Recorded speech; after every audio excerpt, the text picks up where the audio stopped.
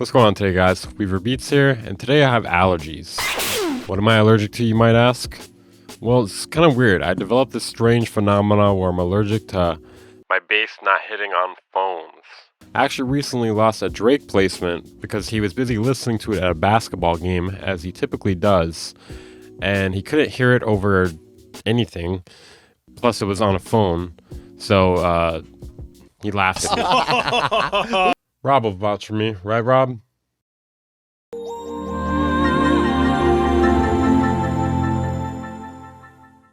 So if you haven't figured out what's going on today, we will be talking about how to make your bass audible on phones. This will work for 808s. You don't really need it for bass guitars too much because that already has some upper frequencies to it. Pretty much any bass with a lot of lows and not a lot of mids and highs. Play the next slide. Hurry up. Many smaller speakers cannot play frequencies below a certain frequency range. So that 808 or bass you spent all that time on, it may not be audible on a phone or laptop or tablet.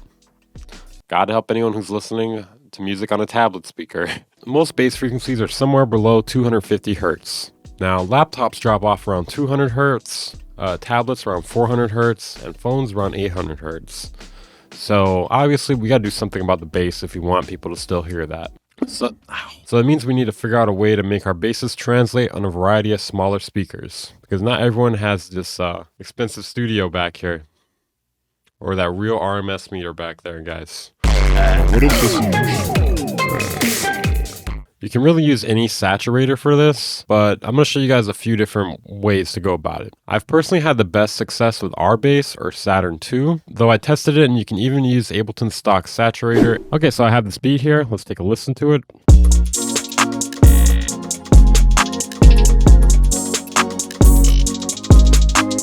Okay, sounds pretty good, but it definitely doesn't cut through in a phone speaker. You can check if you want, but I already checked, it doesn't.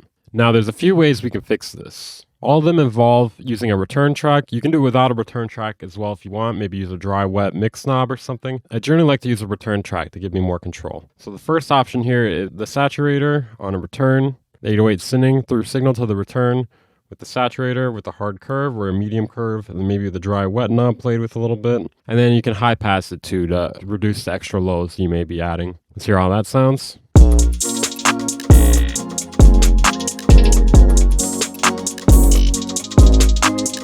Definitely cuts through on a phone. Then RBASS, warning.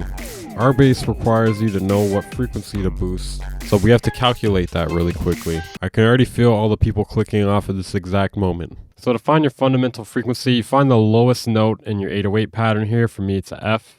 I'm going to loop that here. Highest peak here is about an F. That's 43.6 hertz. I'm going to multiply that by 4 to get 174, or 3 to get 130.8. And then I'm going to put that in for the frequency here, as you can see.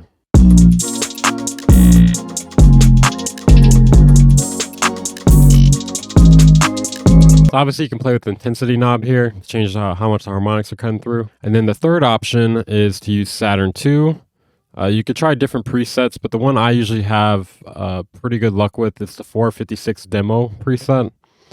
And then also a little high passing action.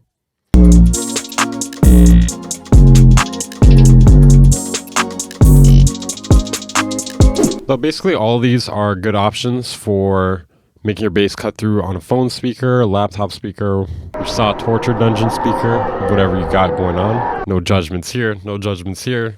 You know, even if you're a murderer, you can still support my Patreon or follow me at twitch.tv/WeaverBeats. I'll take whatever support I can get, guys. If that's not enough to get it cutting through your song on your phone speaker, you actually may want to apply more distortion or saturation or something. If the song's more aggressive, then you're probably going to have to apply more. Okay, now how do we test it, right? So obviously you could just render it and put it on one of these things here, but that's stupid. We're not going to waste our time. So there's a variety of options. You can use some sort of referencing software like Sound ID Reference, Real Phones, or Mix Checker. Got a review for that up there. I got a review for all those things actually up there. That's crazy. I've reviewed way too much shit. Or you can high pass your master in a similar fashion and just simulate the same idea. But yeah, basically you're gonna want to do like a roll off around like 400, 500 hertz or something to kind of simulate it. So let's recap here. Just kidding, we don't need to do that. If you need a recap, just watch it all over again. So one of the good things about doing this is not only does it make your bass audible on a phone speaker, but also it'll make your bass hit harder in the song. It's also worth noting that if there are clicks in your bass, that it will bring it out. So you're gonna need a very clean bass. Side chaining, whatever you gotta do. Alright, that's it for this video, guys. Was this a useful tutorial? Let me know down in the comments. Make sure to leave a like if you liked the video, dislike if you disliked the video. Check me out on Twitter, Instagram, and Twitch. Bye.